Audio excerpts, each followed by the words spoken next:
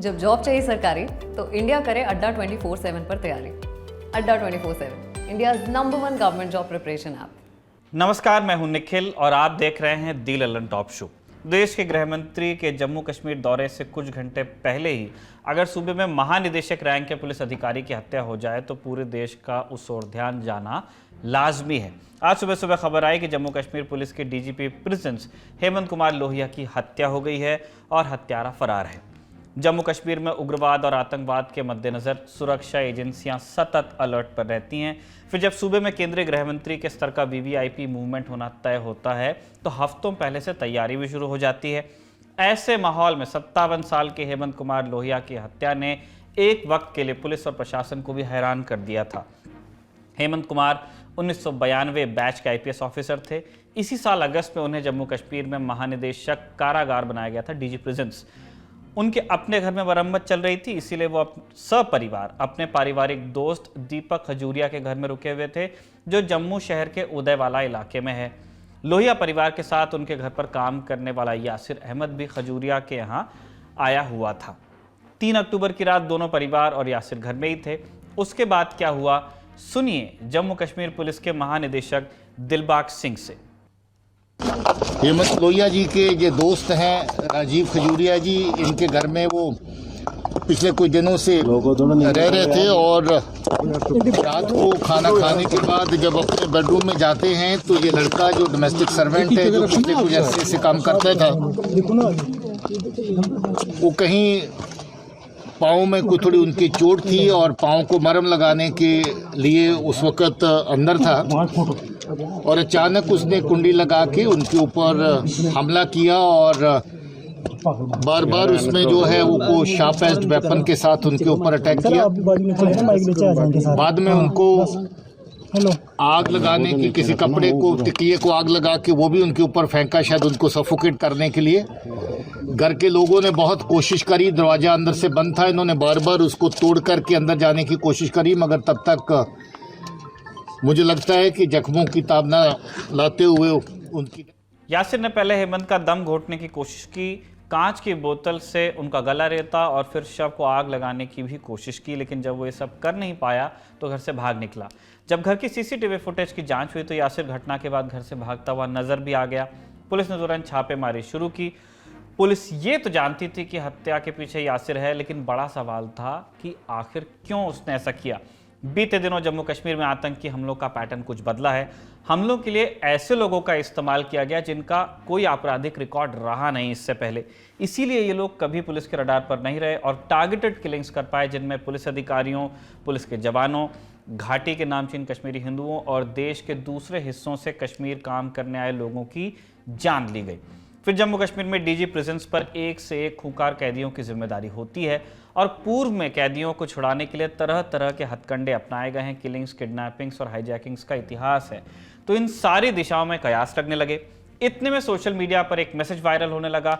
इसके मुताबिक people against fascist forces PAFF नाम के एक संगठन ने हेमंत कुमार की हत्या की जिम्मेदारी ली। मैसेज में लिखा था, स्पेशल सेल ने जम्मू के उदयवाला इलाके में एक इंटेलिजेंस बेस्ड ऑपरेशन को अंजाम दिया है। इसमें एक high value target DG prisons HK Lohia को एलिमिनेट किया गया। सख्त सुरक्षा के बीच जम्मू कश्मीर की यात्रा पर आ रहे गृह मंत्री के लिए हमारा तोहफा है, हम कहीं भी कभी भी सटीक हमला कर सकते हैं। PAFF को आतंकी संगठन लश्कर तैयबा का हिस्सा बताया जाता है। हाल के दिनों में जम्मू कश्मीर में हुए कई आतंकी हमलों की जिम्मेदारी PAFF ने ली है। इनमें वो हमले भी शामिल हैं जिनमें जम्मू कश्मीर में बाहर से आए लोगों की टारगेटेड किलिंग्स हुई, जिसके बारे में हमने कुछ ही देर पहले आपको बताया था। लेकिन हेमंत कुमार की हत्या के बाद जारी हुए PAFF के कथित बयान की सत्यता स्थापित नहीं हो पाई है। अभी ये साफ नहीं है कि किसी ने मौके का फायदा उठाने के लिए PAFF के नाम से बयान चला दिया या फिर ये बयान खुद PAFF की तरफ से किया गया एक PR स्टंट था। इस तरह की चर्चा को देखते हुए प्रशासन ने कुछ देर के लिए जम्मू और राजौरी जिलों में इंटरनेट सेवाओं को भी रोक दिया। कुछ जगह इस इंटरनेट शटडाउन की वजह गृह मंत्री के दौरे से पूर्व सुरक्षा तैयारियों को भी बताया गया। खैर, जैसे जैसे पुलिस को जानकारियां मिलती गई उसका ये शक दूर होता रहा कि हेमंत कुमार की हत्या का संबंध घाटी में चल रहे आतंकवाद से था। सुनिए जम्मू कश्मीर पुलिस के DGP मुकेश सिंह को। ये कल शाम का वाकया है, बहुत ही दुखद घटना है। शुरुआती जांच में ऐसा लग रहा है कि एक लड़का जो डोमेस्टिक हेल्प के तौर पे उनके साथ काम करता था, 4-5 महीनों से काम कर रहा था, उसका हाथ है इस घटना में। सीसीटीवी फुटेजेस अवेलेबल है जिसमें वो भागता हुआ नजर आ रहा है। जो हथियार इस कांड में इस्तेमाल हुआ है उसको बरामद कर लिया गया है। फिलहाल टेरर एंगल का कोई भी एविडेंस इसमें नहीं आया है। मीडिया से यह भी गुजारिश है कि वो इस किस्म की। मुकेश सिंह ने बयान दिया और कुछ ही घंटों के भीतर आज पुलिस ने यासिर को पकड़ भी लिया। अब तक उसके बारे में इतनी ही जानकारी है कि वो सूबे के ही रामबन में पड़ने वाले हल्ला धदरथ गांव से है। उम्र है 23 साल और तकरीबन 6 महीने से लोहिया परिवार के यहाँ काम कर रहा था। उसने हेमंत की हत्या क्यों की, ये एक विस्तृत जांच के बाद ही सामने आ सकता है, लेकिन जवाबों का एक हिस्सा उस डायरी में दर्ज बताया जा रहा है जो यासिर के पास से मिली।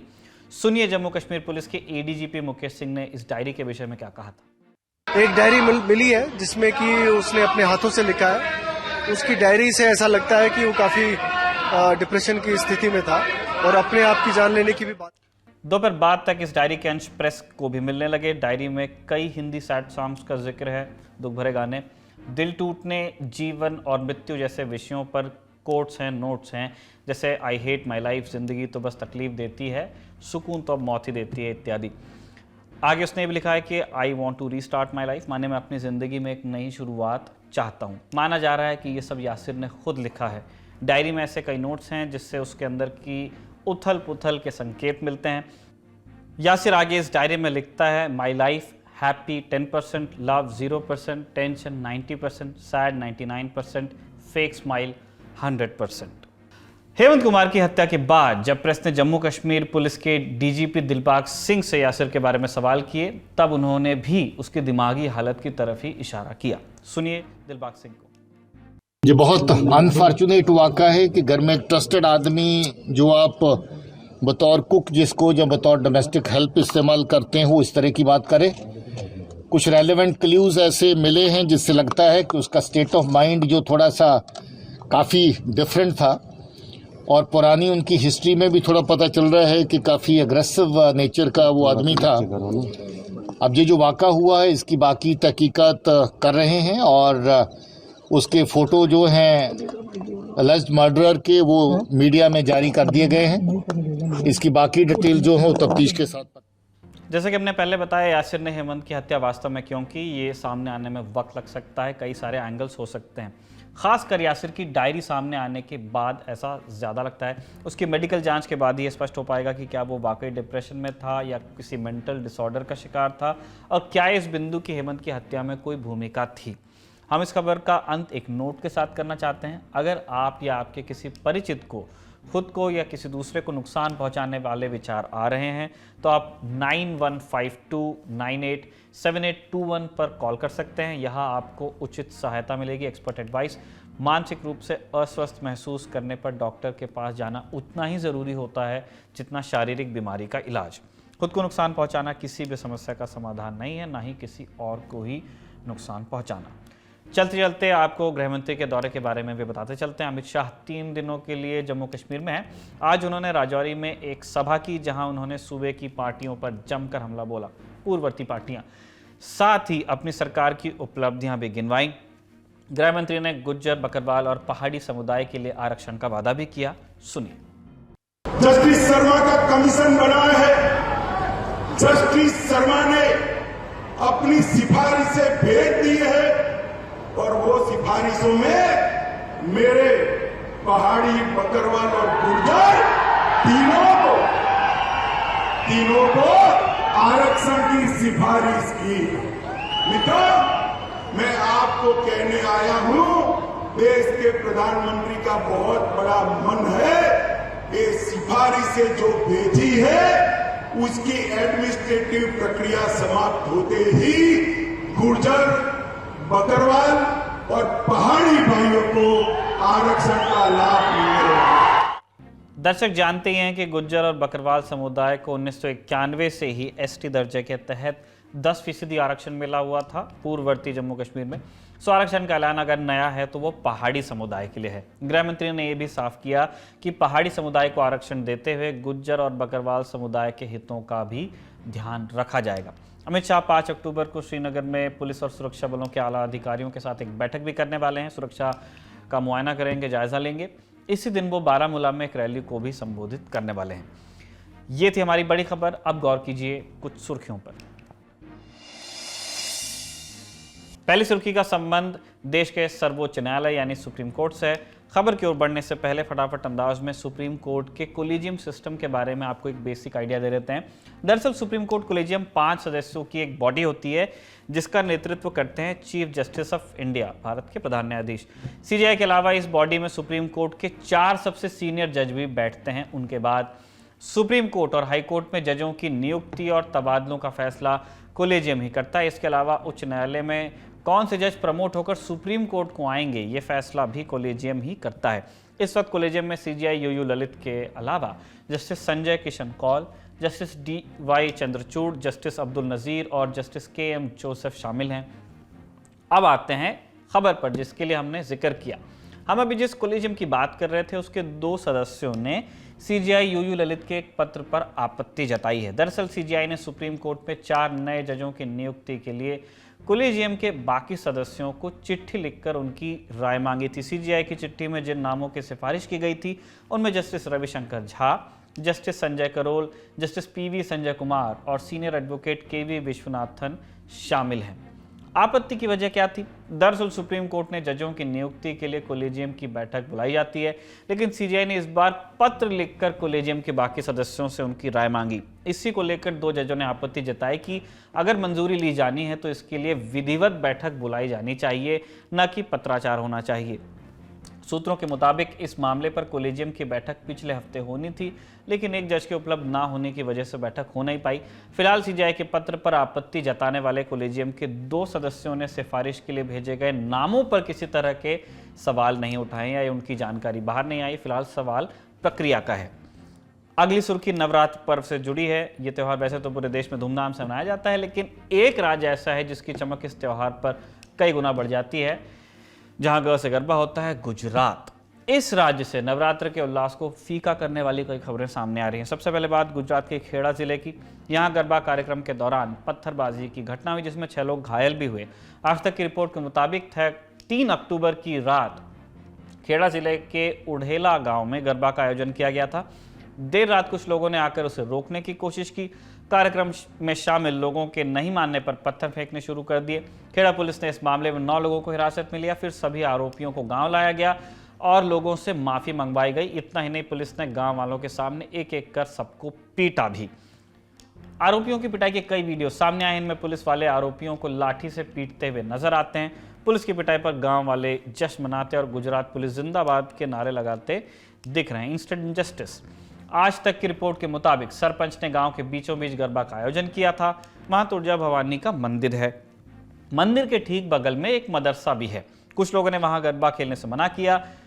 इसके बावजूद गरबा जारी रहा। दोनों तरफ से काफी देर तक बहस होती रही। फिर मदरसे के ऊपर से कुछ लोगों ने पत्थर फेंकने शुरू कर दिए। दूसरी तरफ गांव के सरपंच इंद्रवदन पटेल ने दावा किया कि आरोपियों ने पहले से ही पत्थरबाजी की तैयारी कर ली थी। उन्होंने कहा कि ऐसा कुछ होने से रोकने के लिए उन्होंने पुलिस से सुरक्षा भी मांगी थी। उनका दावा है कि पुलिस भी कार्यक्रम में शुरू होने से पहले पहुंच गई थी, लेकिन उस तरफ से लोगों की संख्या 200 से 300 तक थी। डीएसपी के मुताबिक सभी आरोपियों की पहचान कर ली गई है। उन सबके खिलाफ कड़ी कार्रवाई की जाएगी। सुरक्षा के लिए गांव में पुलिस को तैनात कर दिया गया है। खेड़ा की तरह गुजरात के सूरत शहर से भी हंगामे की खबर सामने आई। यहाँ एक गरबा पंडाल में मुस्लिम बाउंसरों की तैनाती के खिलाफ 3 अक्टूबर को बजरंग दल के कार्यकर्ताओं ने खूब हंगामा किया। दरअसल बजरंग दल के कार्यकर्ताओं को खबर लगी थी कि सूरत शहर के वेसू इलाके में ठाकुर जी वाड़ी गरबा पंडाल में आयोजकों ने गरबा स्थल पर मुस्लिम बाउंसरों की तैनाती की है। बाउंसरों की तैनाती की होगी, वो मुस्लिम रहे होंगे। ये खबर मिलने के बाद बजरंग दल के लोग बड़ी तादाद में गरबा खेलने के बहाने गरबा स्थल पर पहुंच गए। जब उन्होंने पाया कि मुस्लिम बाउंसर्स तैनाती की बात सही है तो उन्होंने हंगामा शुरू कर दिया। इस दौरान बजरंग दल के कार्यकर्ताओं और बाउंसर्स के बीच मारपीट हुई। मौके पर पहुंची पुलिस ने किसी तरह दोनों पक्षों को समझा बुझाकर शांत किया। तीसरी सुर्खी उत्तराखंड में हुए एक बड़े हादसे और रेस्क्यू ऑपरेशन से जुड़ी हुई है। उत्तरकाशी में हिमस्खलन के चलते नेहरू माउंटेनियरिंग इंस्टीट्यूट के प्रशिक्षण दल के 10 लोगों की मौत हो गई है। वहीं 20 से ज़्यादा लोग अभी भी फंसे हुए बताए जाते हैं। ये सभी एक मिशन पर थे, लेकिन मौसम खराब होने की वजह से क्रेवास यानी ग्लेशियर के बीच पड़ी दरार में फंस गए। इंडिया टुडे की रिपोर्ट के मुताबिक पर्वतारोहण अभियान में 33 ट्रेनीज थे, प्रशिक्षु थे और 7 ट्रेनर्स थे, प्रशिक्षक थे सहित 40 लोग थे। उत्तराखंड की डीजीपी अशोक कुमार ने बताया कि द्रौपदी का डंडा 2 पर्वत शिखर में हिमस्खलन में फंसे 29 प्रशिक्षुओं में से 8 प्रशिक्षुओं को सुरक्षित बचा लिया गया है। बाकियों की खोज और बचाव के लिए वायुसेना के हेलीकॉप्टर्स तैनात हैं। वायुसेना ने अपने 2 चीता हेलीकॉप्टर्स को तैनात किया है और कुछ हेलीकॉप्टर्स को स्टैंड बाय मोड में भी रखा गया है। उत्तराखंड के मुख्यमंत्री पुष्कर सिंह धामी के मुताबिक रेस्क्यू ऑपरेशन के लिए एनडीआरएफ, एसडीआरएफ और आईटीबीपी के जवानों की मदद भी ली जा रही है। इस मामले में राजनाथ सिंह ने भी अपनी बात कही थी। उन्होंने इस बात का भरोसा दिलाया था कि जब तक पर्वतारोही मिल नहीं जाते हैं या उनका पता नहीं चल जाता है, तब तक के बचाव अभियान रोका नहीं जाएगा। अगली सुर्खी, कथित शराब घोटाले के आरोपों का सामना कर रही दिल्ली की केजरीवाल सरकार पर अब बिजली सब्सिडी में अनियमितता बरतने का आरोप लग गया है। इस संबंध में दिल्ली के उपराज्यपाल को एक शिकायती पत्र मिला है, जिसके बाद एलजी ने जांच के आदेश दे दिए हैं और 7 दिन के अंदर रिपोर्ट भी तलब की है। एलजी वीके सक्सेना ने यह भी पूछ लिया है कि दिल्ली विद्युत नियामक आयोग यानी डीईआरसी ने 19 फरवरी 2018 को सरकार को डीबीटी के माध्यम से बिजली सब्सिडी के भुगतान का आदेश दिया है। एलजी सचिवालय को मिली शिकायत में बिजली सब्सिडी मामले में अनियमितता और विसंगतियों से जुड़े कई मुद्दे उठाए गए हैं। शिकायतकर्ता ने आरोप लगाया है कि आम आदमी पार्टी की प्रवक्ता के साथ ही dialogue and development commission of Delhi की उपाध्यक्ष जैस्मीन शाह और आप सांसद एनडी गुप्ता के बेटे नवीन गुप्ता ने एक बड़ा घोटाला किया है। चूंकि इस बार आरोप केजरीवाल सरकार की यूएसपी कही जाने वाली फ्री बिजली की योजना पर लगे हैं, इसलिए आरोपों का जवाब भी खुद केजरीवाल ने दिया। उन्होंने ट्विटर पर लिखा, गुजरात को आम आदमी पार्टी की फ्री बिजली गारंटी खूब पसंद आ रही है, इसलिए बीजेपी दिल्ली में फ्री बिजली की योजना को रोकना चाहती है। दिल्ली के लोगों माफ कीजिएगा, भरोसा रखिए, मैं आपकी फ्री बिजली किसी हालत में रुकने नहीं दूंगा। गुजरात के लोगों, आपको विश्वास दिलाता हूं कि सरकार बनने पर 1 मार्च से आपकी भी बिजली मुफ्त होगी। आखिरी सुर्खी का संबंध एक वीडियो से है। वो वीडियो हम आपको धुंधला करके दिखा रहे हैं, हमारी मजबूरी है। पहले उस वीडियो को देखिए, फिर हम अपनी बात कहेंगे।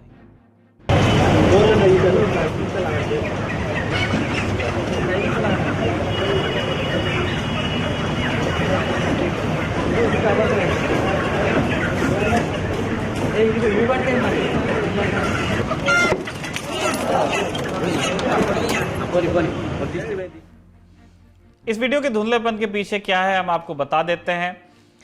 वीडियो में तेलंगाना के सीएम केसीआर का कटआउट दिख रहा है, जो कि आपने देखा, और लोगों की लंबी सी कतार वो भी आपको साफ दिखी होगी। केसीआर कल राष्ट्रीय पार्टी का ऐलान कर सकते हैं, लेकिन इससे पहले ही टीआरएस नेता राजनाला श्रीहरि वारंगल में स्थानीय लोगों को शराब की बोतलें और मुर्गा बांटते हुए दिखाई दिए। मुर्गे तो आपको दिख रहे थे, जो हमें धुंधला करना पड़ा था वो शराब की बोतलें थी। समाचार एजेंसी ANI ने यह वीडियो ट्विटर पर पोस्ट किया है, जिसमें आप टीआरएस नेता को एक ट्रक के पास खड़ा हुआ देखते हैं।